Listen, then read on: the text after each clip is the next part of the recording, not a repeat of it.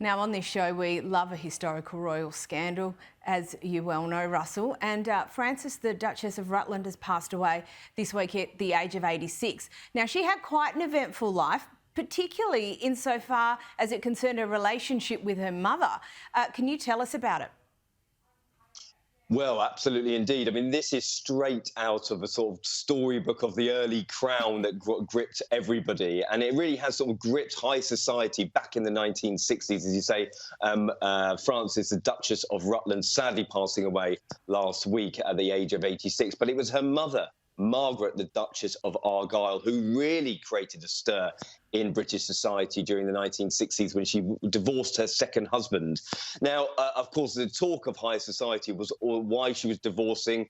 That went to trial. She was then labelled a harlot and a mistress of several men, alleged to have had more than 88 affairs over their 12-year marriage. And it sort of completely destroyed the relationship with her daughter, who has taken these sort of secrets of her relationship with her mother to the grave. She never spoke about it publicly, but Margaret's story was played in the drama A Very British Scandal by Claire Foy, who played the Queen in the early series of The Crown. So, you know, very fascinating insight into sort of how high society is still being talked about many, many decades later. And it's certainly, if you haven't seen Very British Scandal, I highly, highly recommend it. And certainly Margaret's story was one for the ages.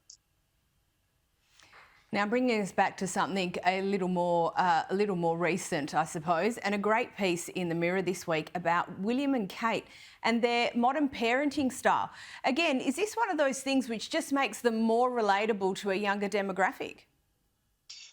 Yeah, certainly. I think they're breaking the mould. I mean, you talk about Princess of Wales being in hospital and the fact that William had also cancelled his engagement, very, very keen to be there for his children. You know, the three children not necessarily able to visit their mother in hospital as much as they would like. They're obviously at school.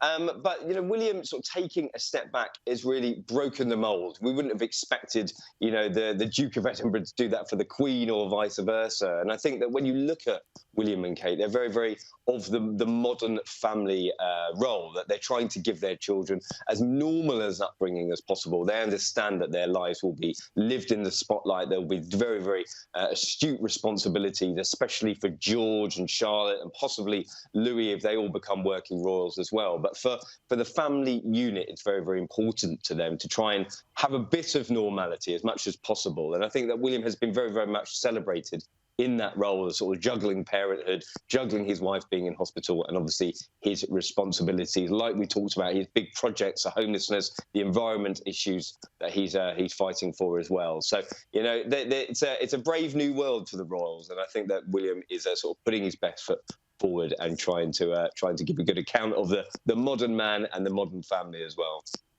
Russell Myers, as always, thank you so much for joining us. Thank you, my pleasure.